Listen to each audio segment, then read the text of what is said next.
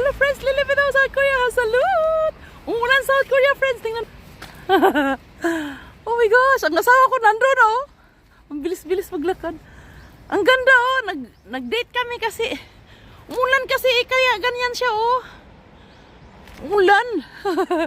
Para kang naglakad sa ano friends no. Happy birthday to my son! My second son! Oh my gosh! Ilang taon na siya, no? Nandun siya sa sundalo. Mamili nga kami eh. Mamili kami ng... Ang ganda naman, oh! Grabe! Pagalitan talaga tayo ngayon, no? Mamili kami ng handa! Kahit wala siya, maghanda kami.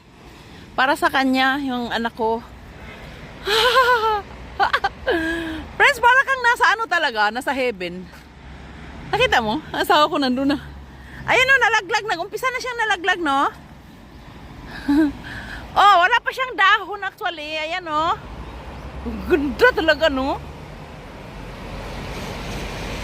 Nakita mo?